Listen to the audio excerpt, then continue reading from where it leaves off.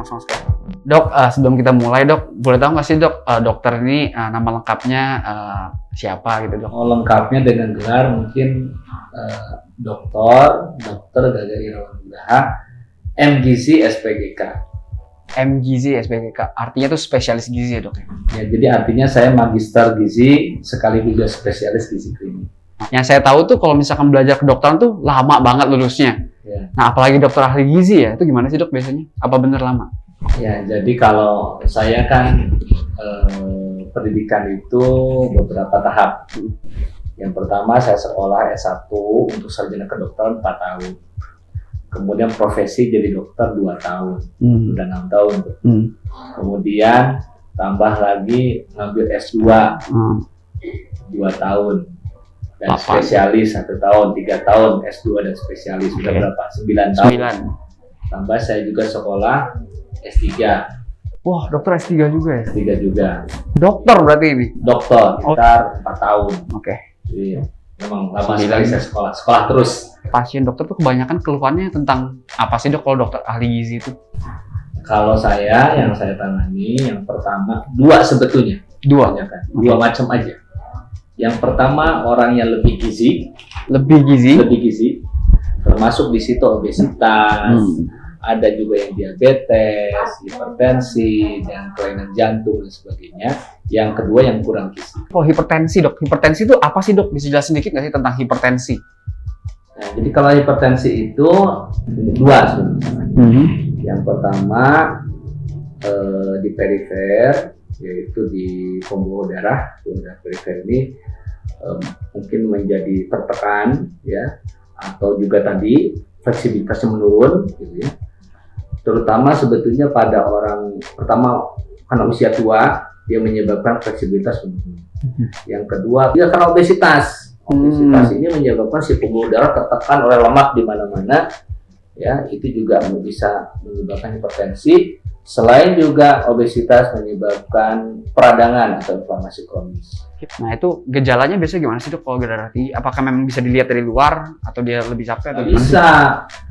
Gini, darah tinggi hipertensi itu kan yang diukur sebetulnya tekanan darahnya. Pakai alat namanya sphygmomanometer, tensian gitu kan. Ini ya. Tensi darahnya gitu kan. Ada sistol, ada diastol. Nah, itu tinggi dan rendah tidak bisa ditentukan karena misalkan gini. Seseorang tensinya biasa 150. Oke.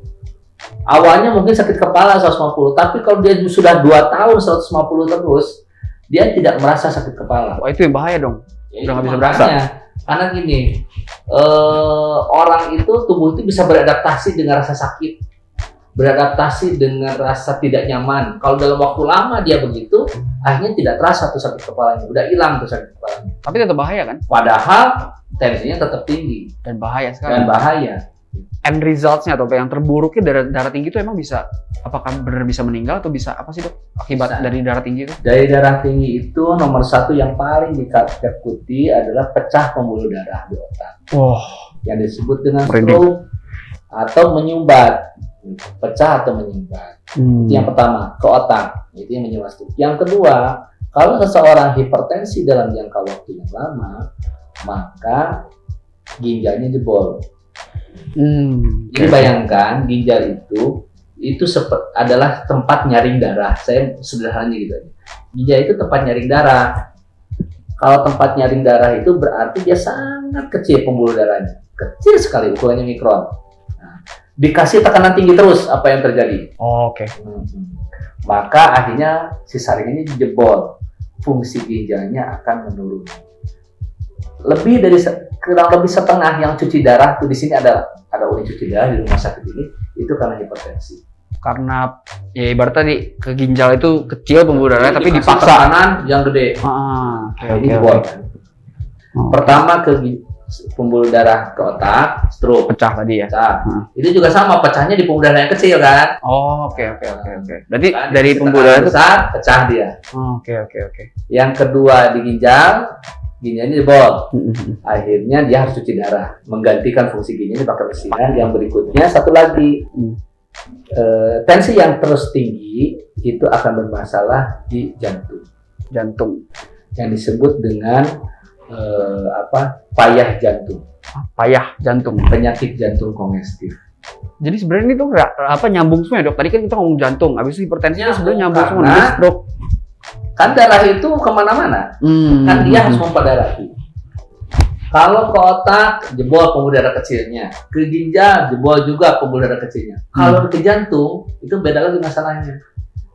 Jantung itu kan pompa darah ya. Dia harus begini, pompa darah. Nah, kalau semuanya normal, tentu nggak akan bermasalah si jantungnya. Tapi kalau dia di mana-mana dipompa seperti biasa, tapi nyumbat di mana-mana, bukan menyumbat, terpijit di mana-mana, terpencet di mana-mana. Sepertinya kalau kita nyiram di selangnya ya. Iya. Nah, lama-lama kan jantungnya juga kecapean. Akhirnya jantungnya bengkak. Namanya jantung kongestif. Penyakit jantung kongestif. Akhirnya orang ini akan menjadi susah untuk bernafas karena apa? Pernafasan juga kan berkaitan sama jantung, tapi jantungnya pompanya udah makin lemah.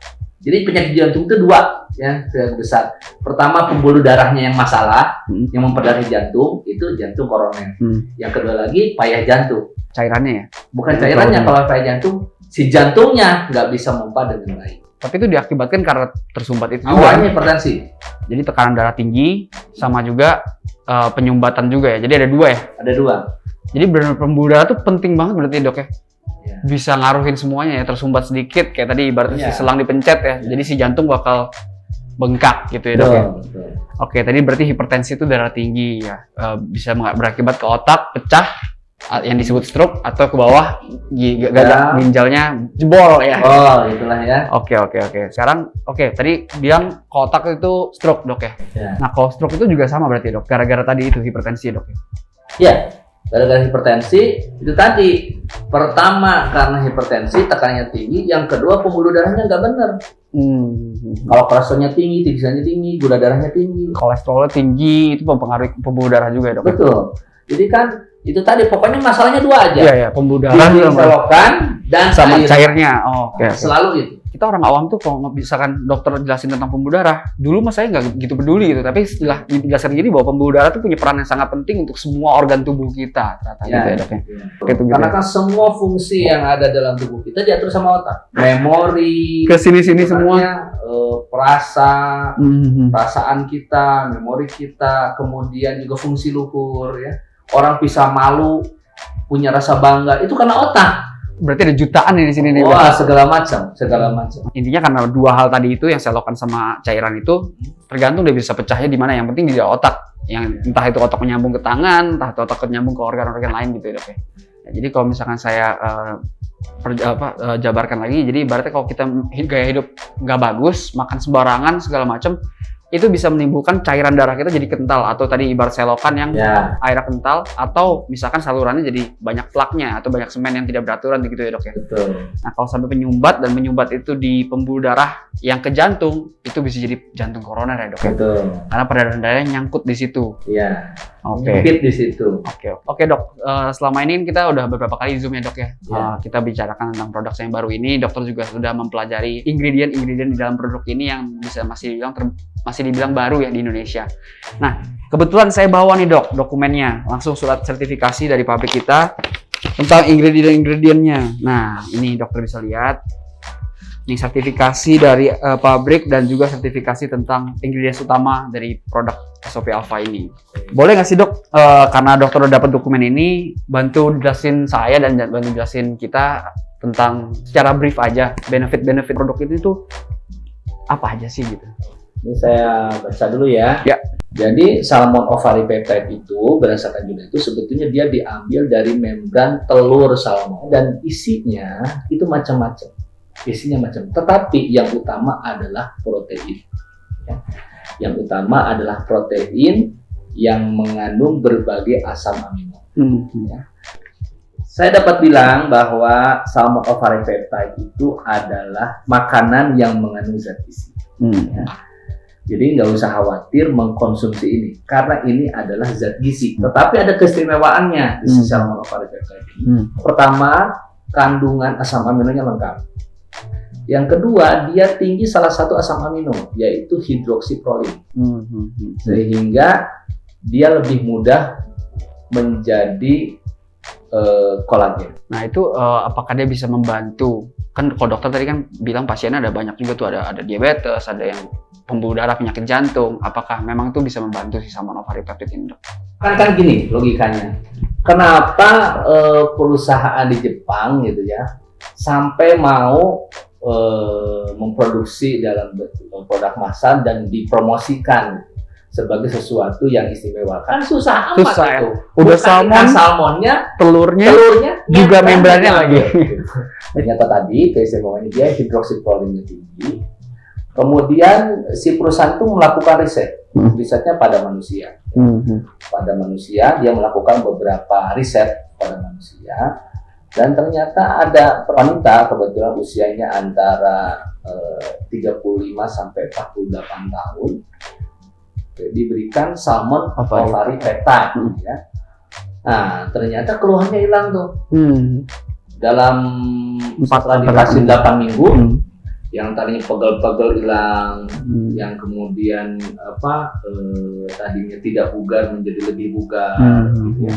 Keluhan suka lemes-lemes menjadi lebih segar.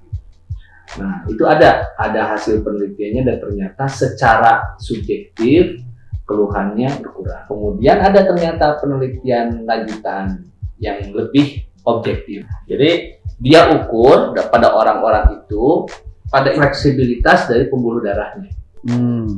Nah, jadi orang itu kalau berdasarkan usia itu memang pembuluh darahnya akan menjadi lebih kaku, tergantung gaya hidup sebenarnya. Makin fleksibel pembuluh darahnya, maka dia akan lebih tahan untuk tidak hipertensi.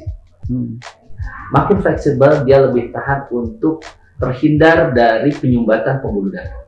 Salah satu yang menyebabkan pembuluh darah itu menjadi tersumbat dan kemudian menyebabkan keluhan penyakit jantung ataupun stroke adalah karena terjadi pengerasan pembuluh darah. Pembuluh darahnya makin kaku, sehingga setelah kaku kemudian lebih mudahlah menyumbat. Sebetulnya pembuluh darah itu kalau saya umpamakan sama seperti solokannya, ada selokannya dan ada airnya.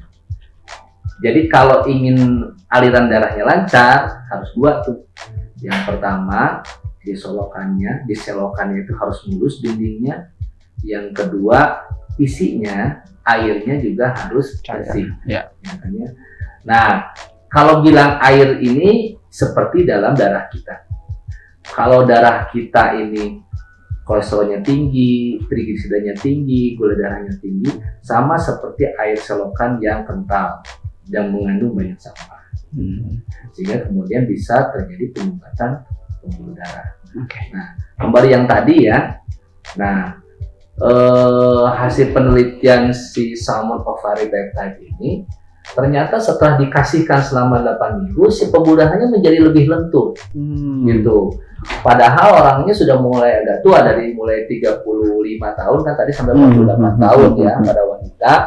Nah, si pembuluh darahnya ternyata terbukti lebih fleksibel, jadi lebih lentur, sehingga tentu saja membantu untuk menghindari terjadinya penyakit jantung dan stroke sebenarnya.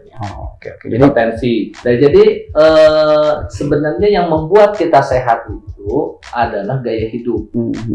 Kalau seorang makannya tidak teratur, kemudian sembarangan, yang pertama itu akan menyebabkan darah kita akan kental, seperti tadi naik, gula darah naik. Yang kedua, kalau itu terus berlanjut, salah satu cirinya yang paling gampang berat badan naik terus.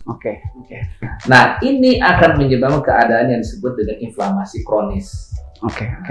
Peradangan di seluruh tubuh. Nah, inflamasi kronis ini itu ngerusak pembuluh darah. Dan itu bisa dibuktikan di uji klinis tadi, ada uji klinis ya, dok, riset manusia ya, dok ya, yang diberikan salmon ovari peptide dalam 8 minggu itu bisa lebih fleksibel pembuluh darahnya. Nah, kalau saya baca dari hasil penelitian yang dia lakukan ini, nah, pemberian salmon ovari peptide itu akan membuat pembuluh darahnya, bukan berarti melepaskan plaknya, tapi membuat dia menjadi fleksibel. Yang tadinya sudah mulai kaku-kaku itu akan berkurang kekakuan. Ada ininya nggak dok? Ada risetnya nggak dok? Dokter bawa risetnya nggak? Jadi dia melakukannya dibagi 2 kelompok selama 8 minggu. Ada yang diberikan selama 5 meter, ada yang tidak. Jadi ternyata pulse wave aging index. Jadi pulse-nya Lebih cepat. ya menjadi lebih baik. Indeksnya menjadi lebih baik. Ya. Jadi kalau indeks ini makin meningkat, berarti makin fleksibel pembuluh darahnya. Oh. Tapi kalau dia makin turun, makin kaku. Oh gitu. Oke. Ternyata menjadi lebih baik. Berarti ini udah objektif kan ya dok ya? Kalau tadi kan kita kan lemas atau capek itu Iya. kan subjektif. Kalau ini berarti objektif ya. Ada datanya bahwa diberikan salmon ovary peptide, pembuluh darah menjadi lebih fleksibel atau membantu pencegahan jadi kaku. Ya, membantu. Jadi sehingga secara tidak langsung membantu mencegah penyumbatan dalam pembuluh darah ya dok ya. Tuh, membantu mencegah masalah pada pembuluh darah. Oke guys, thank you udah nonton. See you di video edukasi berikutnya.